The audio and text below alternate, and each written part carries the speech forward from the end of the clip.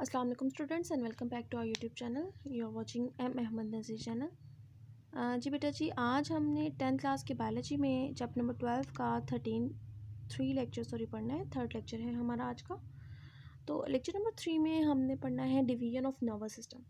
जैसे कि मैंने आपको बताया था कि जो नर्वस सिस्टम है इट कंसिस्ट ऑफ 2 पार्ट्स। और वो कौन कौन से हैं? एक है सेंट्रल नर्वस सिस्टम और दूसरा है पेरिफेरल नर्वस सिस्टम। ठीक है। और सेंट्रल नर्वस सिस्टम के मज़ीद 2 पार्ट्स हैं, एक है ब्रेन और दूसरा है स्पाइनल कॉर्ड। तो आज हमने जो है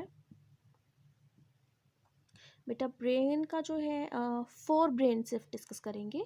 ब्रेन जो हमारा टॉपिक है आज का, उसका हमने सिर्फ 4 ब्रेन को डिस्कस करना है। ठीक है। और ब्रेन के कुछ स्टार्टिंग पॉइंट्स हैं जो कि आपने लिखने होते हैं, वो डिस्कस करते हैं। ठीक है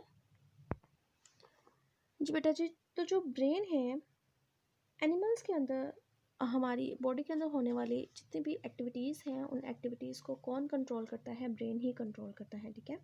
आपको प्यास लगती है, कौन कंट्रोल कर रहा है? ब्रेन कंट्रोल करता है। ठीक है। आपको भूख लग रही है, आपने चलना है, सोना है, आपके लंग्स की के जो कॉन्ट्रैक्शन रिलैक्सेशन है, आपके हार्ट की बीट को, सबको ब्रेन ही कंट्रोल करता है। तो ब्रेन जो है कहाँ पर प्रेजेंट होता है? ब्रेन प्रेजेंट होता है हमारे हेड में। कहाँ पर? हेड में भी कहाँ पर? क्रेनियम के अंदर। क्रेनियम क्या है? क्रेनियम क्रेनियम बेटा स्कल हम कह सकते हैं। जो खोपड़ी है, खोपड़ी जो कि बोन्स से मिलकर बनी होती है, उसके अंदर जो है बेटा ब्रेन प्रेजेंट होता है। और इस क्रेनियम का क्या काम होता है? ये प्रोटेक्ट करती है ब्रेन को। ठीक है। डैमेज होने से, जैसे अगर हम बाइक चला रहे हैं तो हम क्या करते हैं? हेलमेट पहन लेते हैं ताकि अगर चोट लगे तो हेलमेट को लगे, हमें ना लगे। बिल्कुल ऐसे ही अगर कोई भी ऐसा इंसिडेंस हो जाता है, कोई एक्सीडेंट वगैरह, तो क्रेनियम जो है वो क्या करती है?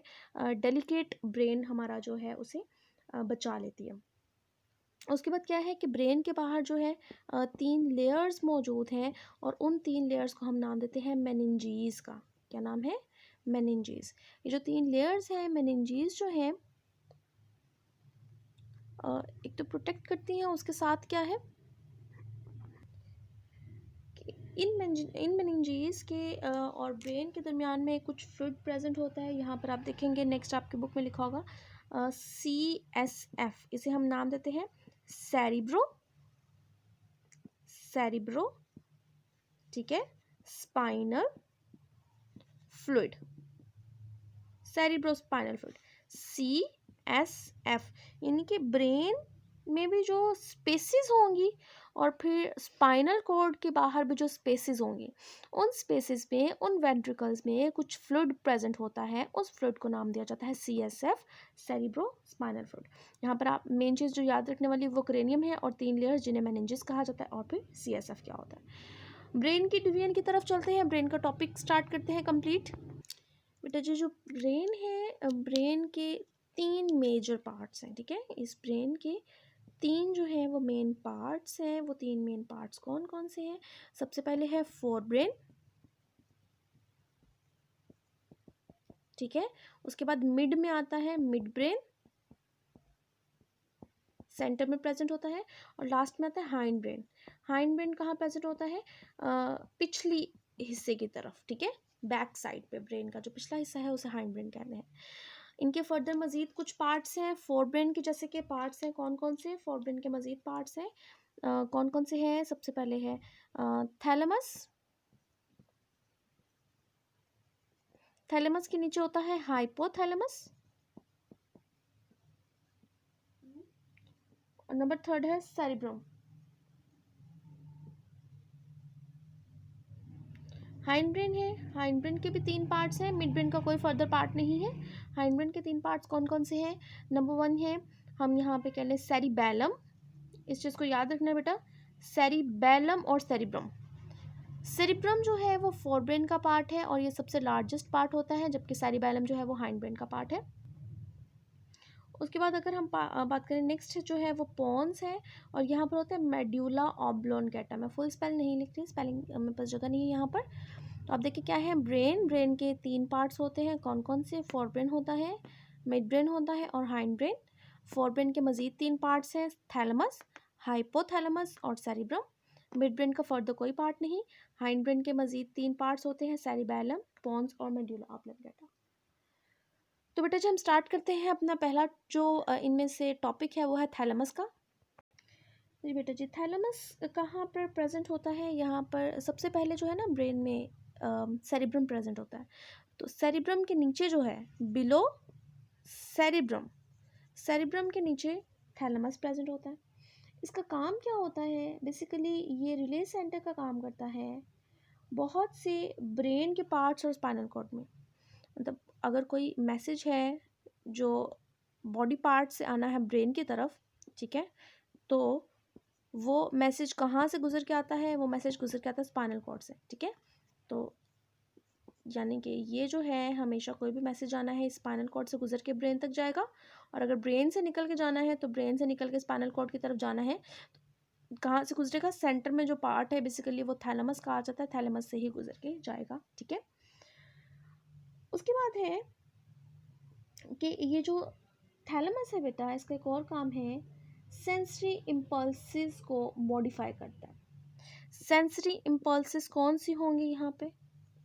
सेंसरी इम्पल्सिस मतलब कि वो मैसेजेस जो कि बॉडी पार्ट्स से आते हैं ब्रेन की तरफ, उन्हें ये रिसीव करता है, उन्हें मॉडिफाई करता है, फिर उन्हें फर्दर प्रोसेस के लिए जो भी कंसर्न पार्ट होता है ब्रेन का उसकी तरफ भेज देता है, ठीक है। लेकिन ये जो सेंसरी इम्पल्सेस आ रही हैं हर तरह से, मतलब नोज़ वगैरह से, हर जगह से आ रही है, उनमें से नोज़ से आने वाली इम्पल्स को ये रिसीव नहीं करता, उसे मॉडिफाई नहीं करता, लेकिन बाकी जितने भी हैं उन्हें रिसीव भी करता है, उन्हें मॉडिफाई भी करता है, उन्हें फर्दर प्रोसेसिंग के लिए आगे भी भेज देता है। थैलेमस जो है इसके और भी कुछ फंक्शंस हैं, यानी कि ये पेन को रिसीव करने में, पेन से रिलेटेड पेन को जो है क्या कहेंगे, एज अ रिसेप्टर रिसीव करता है, उससे रिलेटेड हमें बताता है कौन कौन से पार्ट्स में हमें पेन हो रही है। उसके बाद है कॉन्शियसनेस। कॉन्शियसनेस क्या होता है बेटा? देखिए कि जब हम जाग रहे होते हैं तो हम कहते हैं कि हम ज़्यादा कॉन्शियस, और जब हम सो जाते हैं उस वक्त हम कॉन्शियस नहीं होते। तो यहाँ पर कॉन्शियसनेस का यही मतलब है, स्लीप एंड अवेकनिंग। हमारे सोने और जागने की कॉन्शियसनेस की कंडीशन को कौन कंट्रोल करता है? थैलेमस कंट्रोल करता है, ठीक है। तो ये थैलेमस के पॉइंट्स है। उसके बाद है हाइपोथैलेमस। जी बेटा जी, हाइपोथैलेमस जैसे कि नाम से पता चल रहा है, हाइपो का मतलब होता है बिलो, ठीक है। थैलेमस हमें जानते हैं कि थैलेमस क्या है, तो ब्रेन में थैलेमस के नीचे जो पोर्शन, जो पार्ट होता है उसे हाइपोथैलेमस कहा जाता है। हाइपोथैलेमस कहाँ प्रेजेंट होता है? ये मिड ब्रेन के ऊपर है और थैलेमस के नीचे प्रेजेंट होता है। और इसका साइज़ कितना होता है? ह्यूमंस की बॉडी के अंदर, ह्यूमंस के ब्रेन के अंदर जिसका साइज़ है वो है आलमंड के साइज़ के जितना है, बादाम के साइज़ के जितना इसका साइज़ होता है। इसका जो इम्पोर्टेंट काम है वो क्या है कि ये नर्वस सिस्टम और एंडोक्राइन सिस्टम के दरमियान में लिंक करता है। किसके दरमियान में? नर्वस सिस्टम और एंडोक्राइन सिस्टम के दरमियान में लिंक का काम करता है। अब नर्वस सिस्टम कौन सा है हमारा? जो कि न्यूरॉन्स और nerves, sensory nerves, motor nerves के ज़रिए से कनेक्शन करता है, हमारी बॉडी के डिफरेंट फंक्शंस को परफॉर्म करता है। एंडोक्राइन सिस्टम जो कि केमिकल्स और हार्मोन्स की मदद से।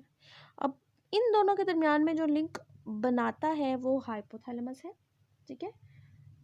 उसके बाद क्या है कि ये पिट्यूटरी ग्लैंड की सिक्रीशंस को भी कंट्रोल करता है। पिट्यूटरी ग्लैंड क्या है?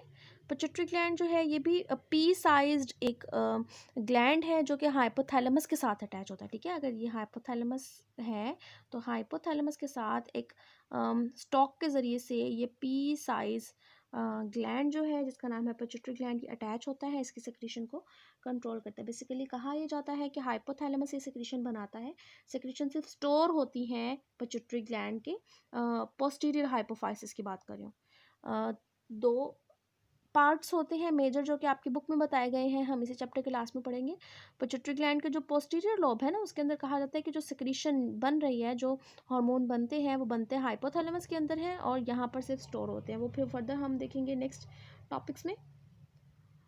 इसके अलावा जो हाइपोथैलेमस है वो किन चीज़ों को कंट्रोल करता है? वो कंट्रोल करता है रेज को।